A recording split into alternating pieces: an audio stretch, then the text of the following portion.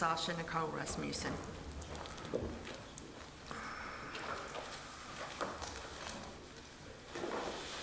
Sorry, it's going away.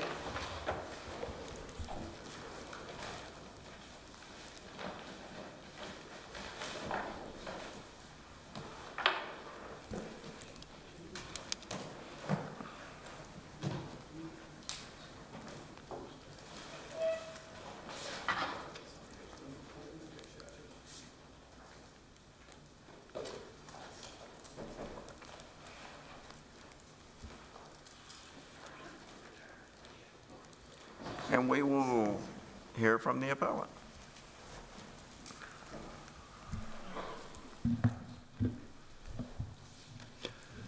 Good afternoon, Your Honors. I'm Charles Barnett, and I, along with my co-counsel and sister, Sarah Barnett, represent Travis Rasmussen. This is a case about whether a spouse's future income... Would you like to reserve any rebuttal time? Thank you, Your Honor. I'd like to reserve 2 minutes for rebuttal, please. 2 minutes, okay. This is a case about whether a spouse's future income is a marital asset that can be divided by a trial court. The General Sessions Court erred for 3 reasons. First, the trial court erred when they awarded Travis's future income divided Travis's future income as a marital asset. Second, the court compounded the first error of mischaracterization by failing to value the future income as an asset, and instead awarded a perpetual 20% award in perpetuity that was unmodifiable of any income that Travis should receive, not only from his current employer, Payrock LLC, but any other future business that he might have. And then third, the trial court then flip-flopped, treated his gross income as his income for the purposes of calculating alimony and child support awards, and did not remove the 20% that it had awarded to his ex-wife as a marital asset. It seems that the origin of the trial court's error comes from the fact that Travis is a commissioned salesman for Payrock LLC. He sells credit card machines and services those machines for the clients whom he sells them to. So what is the tax advantage to having your income received via an LLC versus receiving it directly? So largely the tax advantage is that it's a convenient way to take tax deductions. So Travis's LLC, Choice Pool Care, is an LLC that he originally formed in Arizona, and then we moved to Tennessee, kept it existing. And then the only thing that this Choice Pool Care has ever done is that he receives his income from Payrock LLC. That's the only source of income, is all from Payrock LLC. He doesn't receive it. The Choice Pool Care receives it. So it goes through Choice Pool Care, and Choice Pool Care functions as a pass-through. You're saying the tax advantage there is the ease of taking deductions. Yes, Your Honor. Yeah, I'm still not sure I understand the tax advantage there. So it's just a convenient way for him to deduct things like his mileage from his car, because he's not an employee. He's a 1099 independent contractor for tax purposes. Yeah. And so by setting it up that way, he's able to take the tax deduction. The taxes get taken out, and then they come on to his tax form. And he's done this was recommended initially to him by coworkers, but then it's all been done through his accountant. So he's following the advice of his accountant. Is Choice Pool Care a single member LLC? Yes, Your Honor. That's him. That's him, and the only assets of Choice Pool Care is the work that he does. All of the depreciations, the car, those are all things that were handled by the divorce. They're not assets of Choice Pool Care that can be sold or something like that. But the membership interest in Choice Pool Care is a marital asset. It may be the court didn't, I'm not sure that it's clear the court found that, because if you read the court's order, it says something along the lines that it orders a 20% interest in choice pool care, but then goes on to talk about his income. So this is partly a classification case. Maybe, Your Honor, and part of the problem is this, is that if you were to value choice pool care as you're supposed to under 36.4.2a, it has nothing. The only thing that it could conceivably. Well, as I hear the spouse argument here, they do have something, namely an income stream that is going to have some present value. No, Your Honor, the income stream doesn't have any present value in the sense that it's not something that can be sold. Well, I mean, it doesn't matter if it's assignable or transferable. I mean, it's going to have some value. His pay from Payrock, Your Honor?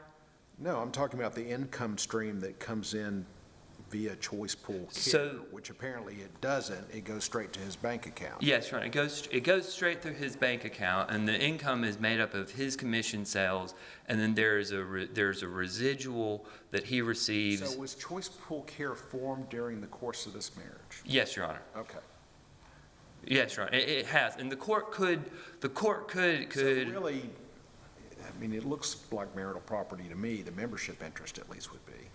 The membership interest in choice pool care, yes, could be a marital asset. It just doesn't have any value.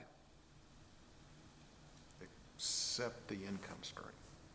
Except, the income stream is his wages for work. Right, and you're flowing it through choice pool care for a tax advantage, which I'm still not sure I quite understand how that advantages your client, but it throws through there.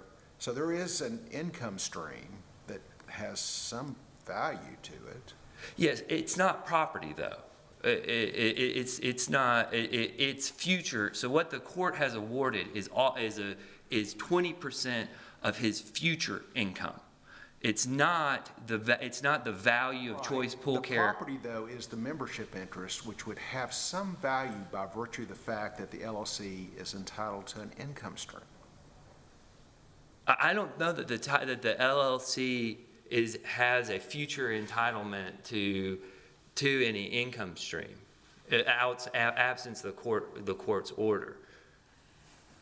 Was there any testimony or proof put on about two things? First of all, does the LLC, other than the income stream, does the LLC own any asset? A building, a car? I know you said he's taking some mileage deductions and maybe some other allowable income tax deductions. But are there any assets owned by the LLC other than this income stream? No, Your Honor. There's no other assets, and the assets that the deductions were taken from were all assets that were dealt with in the divorce. So in the marital balance sheet, you'll see the car that the mileage is had the deductions taken from. That's in the divorce decree. So that vehicle, for example, was titled to the parties. Yes, Your one or both of the parties, as opposed to being owned by the LLC. I don't know. I don't know that there's any testimony specifically about what was on their certificate of title, but as I think it's a fair reading that yes, that they were owned by the parties, not by the LLC. So the LLC it's largely illusory.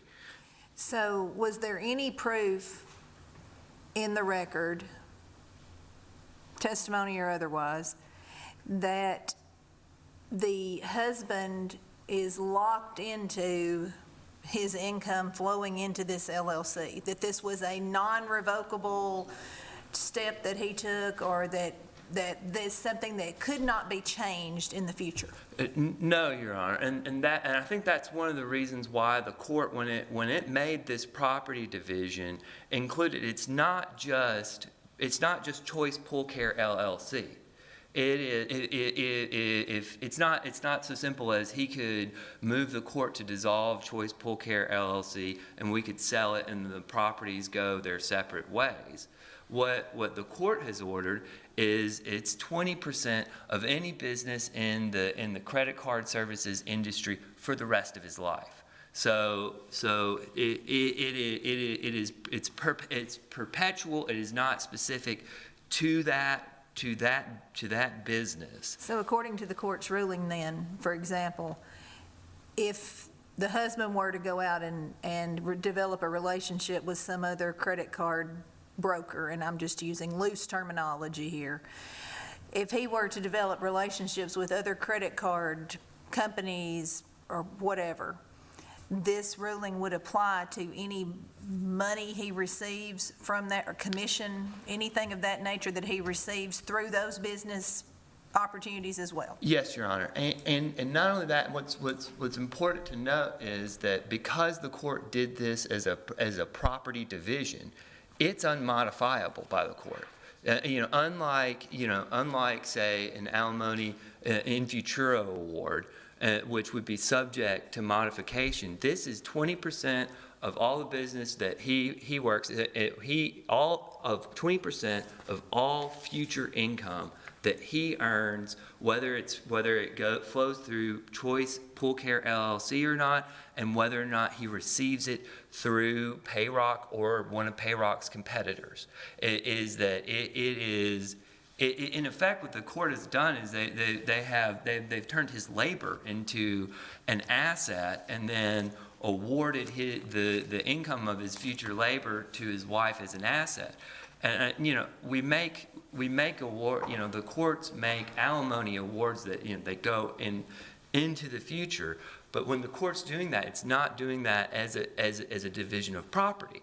And when the court makes an alimony award, it's always subject to being modified. I'm assuming your client then wouldn't have any objection to Mrs. Rasmussen being awarded 1/2 of the membership interest in Choice Pool Care.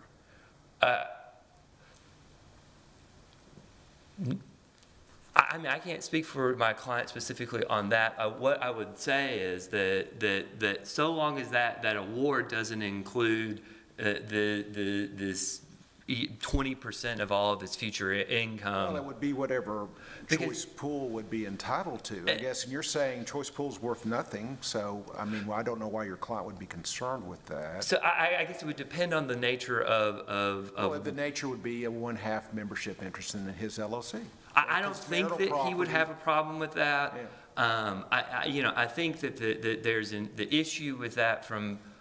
Is that if that were to occur, then he would have the ability to dissolve the LLC. They could sell it for what it's worth, and he could move on with his life and not have any more to do with his ex-wife.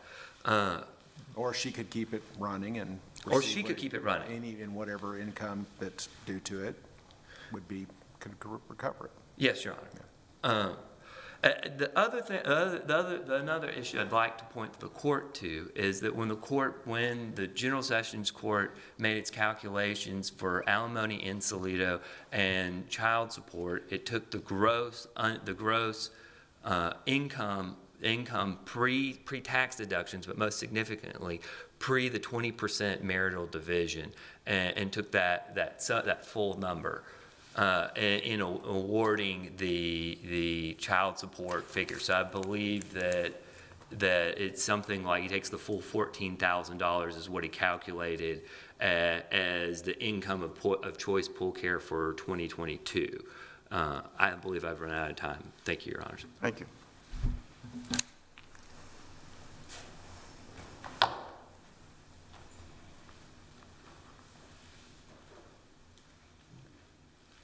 Ma'am, before you start, I want to make sure you understand our procedure here. I know you've sat through some of this morning. Do you have any questions about anything, how we do oral argument or anything?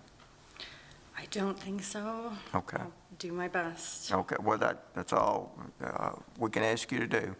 In just a moment, we're going to start your time, and then the lights on the panel will go on.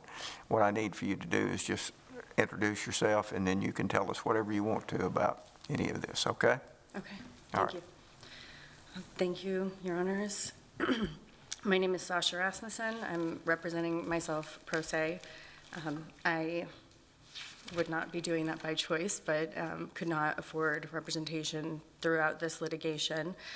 I understand that the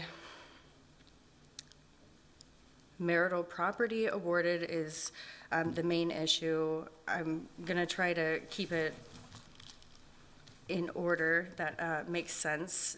The brief supplied by the appellant refers on page 26, page 37, page 43, and page 48 to the residual income that they state is the possible exception to the assets owned by the LLC. It was stated throughout that ongoing work has to be done to have this income coming in, and that is disputed testimony throughout the transcripts. So page 10, 20, 21, 22, 50, and 51 of the trial transcripts show that this income just comes in. Essentially, people are signed up, a business is signed up, consumers run their credit cards, and the LLC makes a percentage of each transaction run through a business. It doesn't require any kind of ongoing labor. There are no records at all showing ongoing labor. It's incidental only, an occasional phone call, but there's nothing monthly, quarterly, or yearly done to maintain these relationships. It's my belief that the ruling was worded the way it was because there was a lot of implication that he would, in fact, dissolve the LLC or move all income into an LLC, a new LLC, and effectively hollow it out. And it would be a matter of going to the parent company and saying, I don't want Choice Pool Care paid anymore.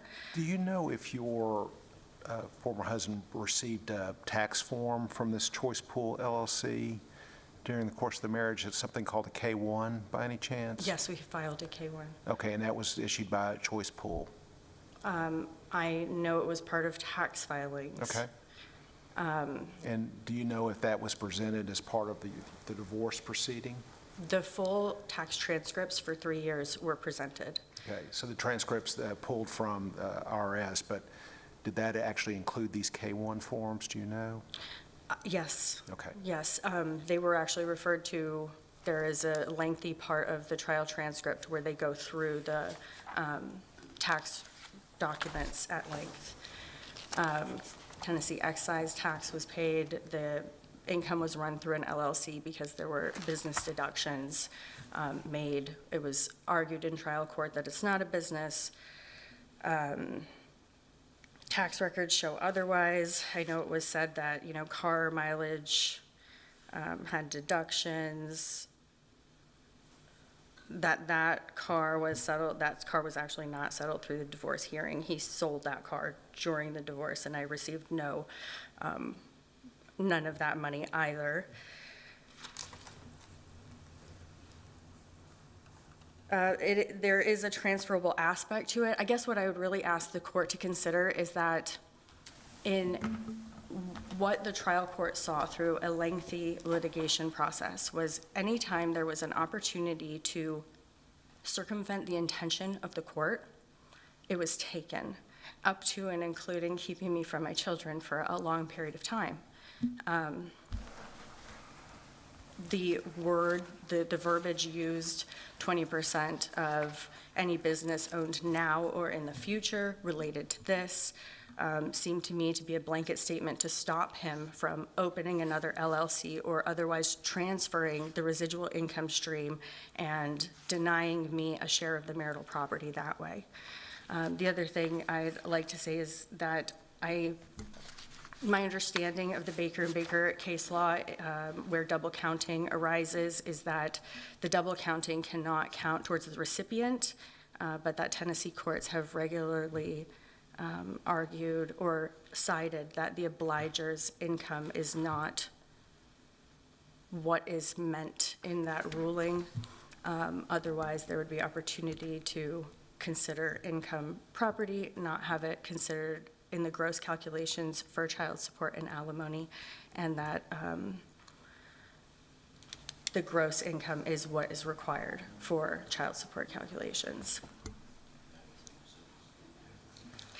I hope that was clear and not very confusing. I made a few notes.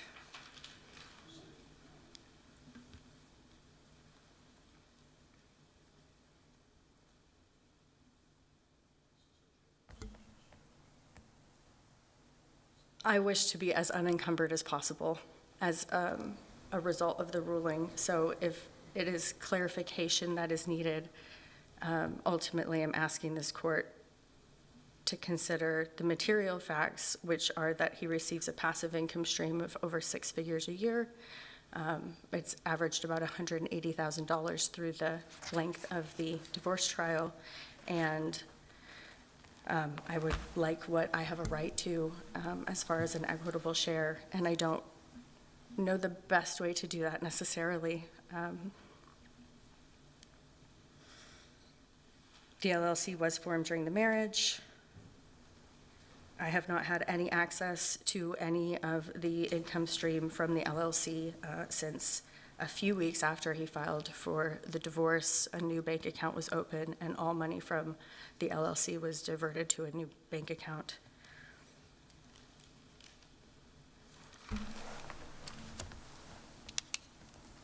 And concern for half a membership interest in Choice Pool Care is that to say he has been completely non-cooperative throughout this, and so I can't afford to continue to litigate.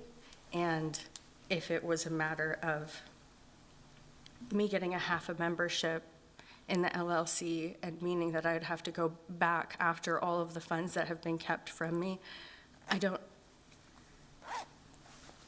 don't foresee him becoming willing to participate in good faith, and that has not been the pattern of behavior.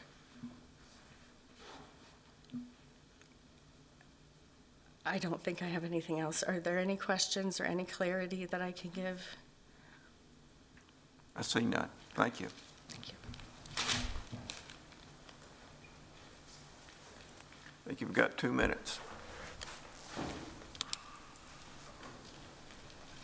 Your Honor, one quick point of clarification. I used the phrase gross income when talking about the calculation of the child support and alimony. And what I meant by that, like gross as in the sense of pre the division of the marital assets. He should have counted, it should be counted on his actual gross income.